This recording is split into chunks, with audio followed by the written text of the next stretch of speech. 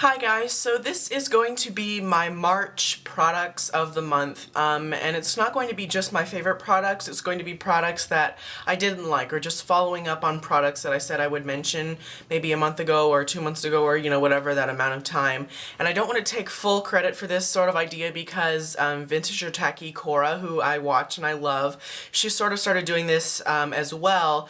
She did not just favorite products, but just products, just reviewing, I guess, the products of that month.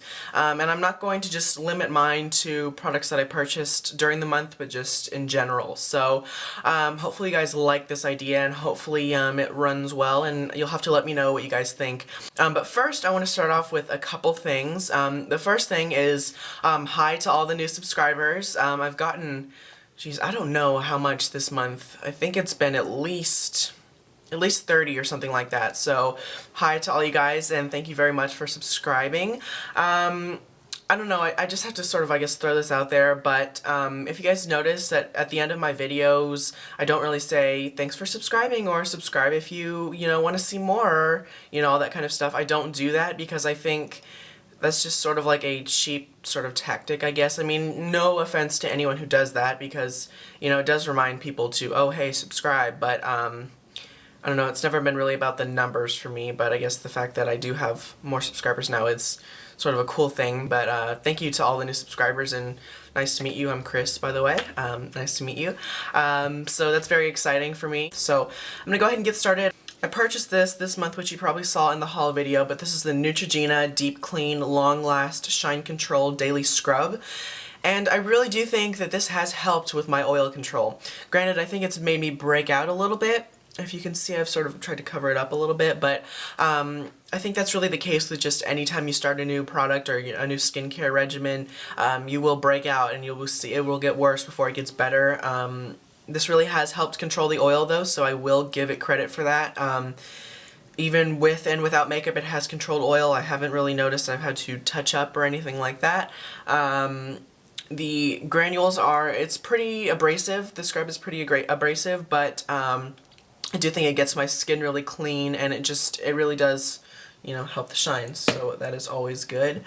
I mentioned this, a lot of these things were mentioned in the haul video, but these Lumene firming creams, the day cream with SPF 15 and the night cream without SPF, I do prefer the night cream. Like I said in that video, I do prefer the night cream because it just seems to sink into my skin a little bit more. But what I mainly use these for is I put them around my eyes and on my eyelid, and just around my mouth, or any areas that I feel particularly dry.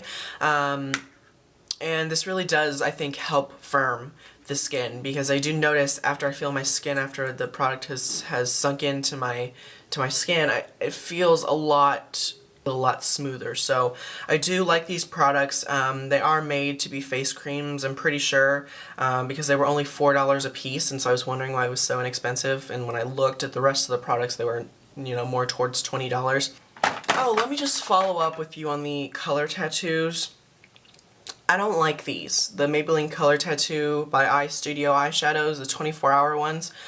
I don't like them, and I know a lot of people do, so I'm probably like, that was probably just blasphemy for a lot of people, but I'm not a fan. I've tried to work with these. They're chunky, and they are made to last a long time, so I can understand that. And the Fierce and Tangy color that I have is beautiful. Like, it's just orange with like a yellow base to it and like a yellow shimmer.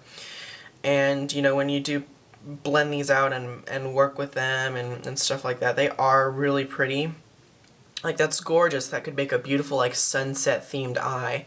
And then the Bold Gold, which I'm not a fan of as much, because when you blend it out, all you can really see is the shimmer. But it just becomes this gross, chunky, shimmery mess. But so many people like these, and I can understand why, because the fact that they are made to last a long time, and, they are pretty blendable. But the issue is, I have sort of a weird shape eye. I have hooded lids, so my crease, where my crease is, it drips down onto my lid area, so I have a pretty small lid space. So when I'm putting my eyeshadow on, I will, I'll smooth the cream eyeshadow across my lid and try to get it as smooth as possible. But say I need to go in, in the inner corner and touch up a little bit, after the eyeshadow has set, when you put more on top of it, it just becomes chunky and patchy and it starts to flake off. So, unless you get it perfect the first pass, you're screwed pretty much. That just doesn't seem very user-friendly to me, because I think you should be able to go and touch it up. And if you like them and if they work for you, that's great. But I also think it limits you, because you can really only put one color on at a time, because the second you lay a color down, you try and put more in like a darker color in the outer corner, it'll just get chunky and patchy again. So I don't know, I think they really limit you to what you're capable of doing. But I'm not a fan. Let's see, Rimmel London Natural Bronzer in Sunlight. It's quite nice for someone with a lighter skin tone, but for me it just doesn't really show up that much. Can you see right there? Once it comes down to like prom season and I'm doing people's makeup and I'm gonna be bronzing someone who's a little bit on the lighter spectrum of skin tones, this will be a nice bronzer to use, because it does have a very warm sort of almost like a terracotta sort of color to it, and it is a matte bronzer, which is always good to have, but for me it doesn't really work that well on my skin tone, but it is a good product. So it's a good product if you have a lighter skin tone. The NARS eyeshadows that I purchased, I really have been enjoying them. The duo in Cleo has been fabulous. That blue is just so nice to highlight the inner corners. I'll do like a neutral look like I'm wearing right now, and then maybe I'll just put a little bit of the blue on the inner corners, and it just sort of adds a little pop of color. It helps enhance my eye color. It brings out the brown tones in my eyes, and it just sort of adds a little bit of like, I don't know, some variety to just a basic everyday, neutral look. And then this teal color is just fabulous for lining the eyes and using a little bit in the crease just for a little bit more color and definition than just a, again, a standard neutral look. It's a great eyeshadow duo to have, and this teal color is so unique. I haven't found anything similar to it in my collection, so that's definitely great. And then the Mekong is just, this color is so rich, I can't even begin to explain it. Let me show you. I'm just going to swatch a little bit on my index finger. I'm just going to swatch a little bit. Do you see how pigmented that is? Like, it's insane. Look at that. Look at that. Like, it's insane how pigmented this color is. And like the Cleo duo, I don't own anything similar to it in my collection, because it's such a dark chocolate. Like, it looks like, a bar of dark chocolate with a little bit of gold flecks shot throughout. It's such a unique color. I don't have anything similar to it in my collection, but it's nice to use to line the eyes. It's very pigmented, so unless you want a really dark smoky eye, you sort of have to be careful with how you use it. But if you do a little bit along the lash line, it's much more interesting than either a brown or a black, because it's a mixture of both. So it's a really beautiful color, and just a nice one to have in your collection, I think. So the next thing is something that I was never really in love with in the first place, but it's something that I've really gotten into using, and that's a standard foundation brush, like a standard just paddle style tack-on bristled foundation brush. And I guess the reason why I didn't like these was because I sort of had psyched myself out into thinking that I wouldn't like them, because so many people on YouTube don't like them. They talk bad about them, and I sort of, I guess, influenced myself because of that. So that's definitely bad. I need to stand up for my own opinion. But everyone has their Sigma F80s and their MAC 109s and their stippling brushes and all those kinds of things. But these are not bad brushes to apply foundation with at all. And pretty much every time I wore foundation this month was using one of these brushes. So, there's the MAC 190, which is a lot smaller and thinner, and then the Real Techniques angled one, and then Chanel makes their number 6 brush, and just pretty much every brand makes a standard foundation brush. Just by sort of going down and out, just working towards the center of the face and then working out, has really been just a nice way to apply foundation, and I really do like this kind of style brush. So give it a try. If you have a couple of these laying around, give them a try with your foundation. You'd be surprised. And make sure you use a light hand as well, because if you paint it on like that, then you're really going to get streakiness. But just use the tip of the brush and play with it, and it's actually not a bad way to apply foundation. Hourglass Femme Rouge in Raven. This product, this lipstick. I was wearing this in my haul video. I can't even get over this. Like, the color is just, it's so beautiful. I'll put it on my thumb. It's beautiful. It's an orange-based red. It smells like a cupcake or like cake batter. It smells very vanilla-y, frosty, or frosting sort of scent. It's smooth. It's a cream formula lipstick. The color is flawless. It applies evenly. The cut of the lipstick is flat, so it makes it really easy to get around your Cupid's bow and around the edges of your mouth.